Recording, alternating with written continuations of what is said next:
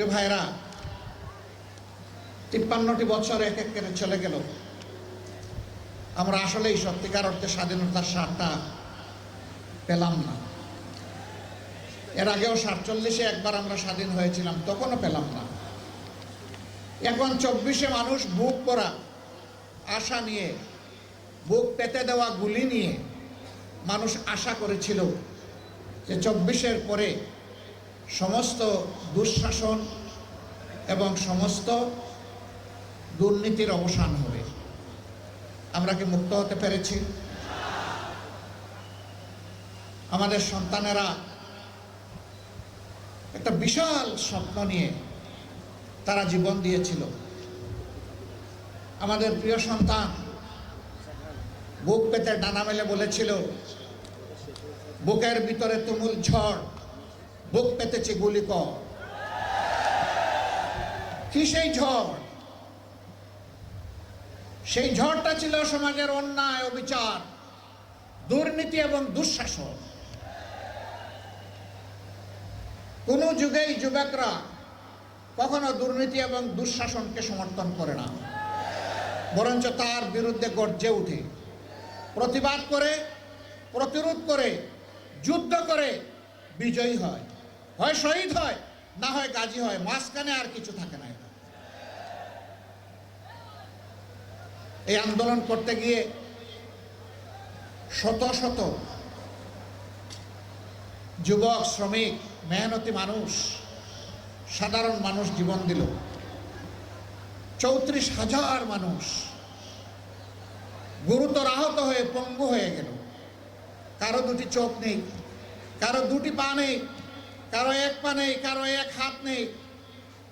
কেউ মেরুদণ্ড গুলিবিদ্ধ হয়ে বাসায় কিংবা হসপিটালে একটা জীবন্ত লাশ হয়ে আছে।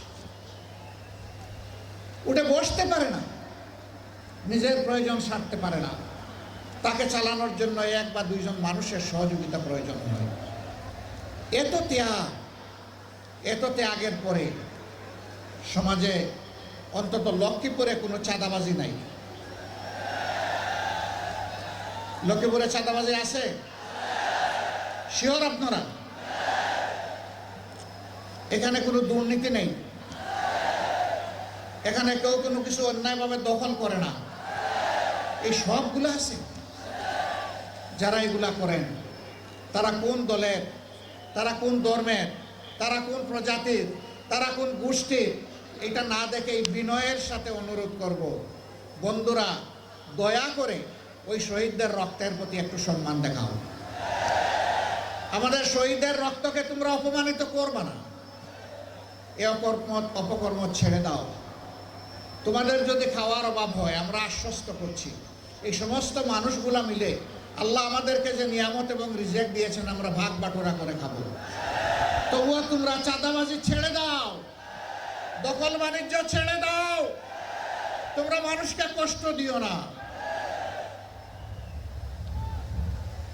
আলহামদুলিল্লাহ, বাংলাদেশের জনগণ সাক্ষী, বিশ্ববাসী সাক্ষী। 2009 সালের 10 জানুয়ারি আওয়ামী লীগ ক্ষমতায় আসার পর 2024 সালের 5ই আগস্ট পর্যন্ত যেই দলের সবচেয়ে বেশি সংখ্যক শীর্ষ নেতাকে খুন করেছে তার নাম হচ্ছে বাংলাদেশ জামাত ইসলাম।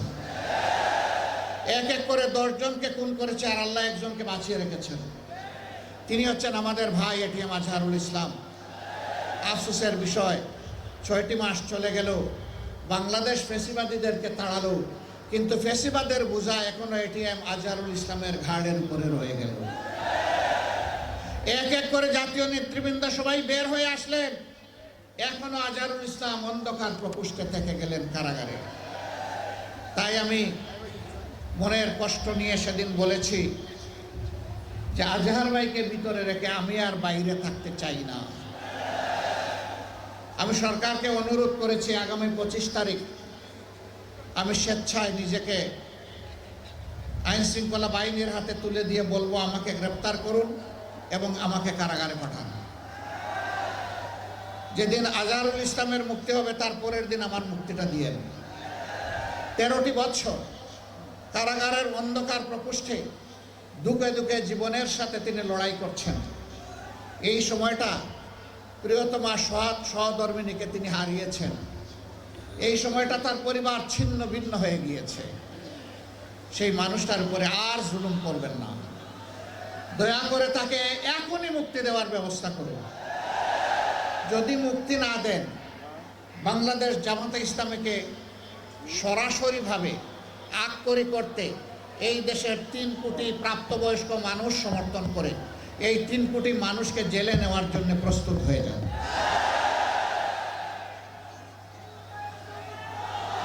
আমার সম্মানিত ভাইরা, এই 54 বছরে এই বাংলাদেশে অনেক কিছু ঘটে গিয়েছে। দফায় দফায় রক্তের বন্যা বয়ে গিয়েছে। এই 54 বছরে অনেক দলের শাসন আপনারা দেখেছেন, অনেক আদর্শের কথা আপনারা শুনেছেন, কিন্তু সংখ্যাগরিষ্ঠ মানুষের প্রিয় আদর্শ ইসলামের শাসনটাই দেশবাসীর দেখার সুযোগ হয় নাই। জানি না এইটুকু হায়াত পাবো কিনা।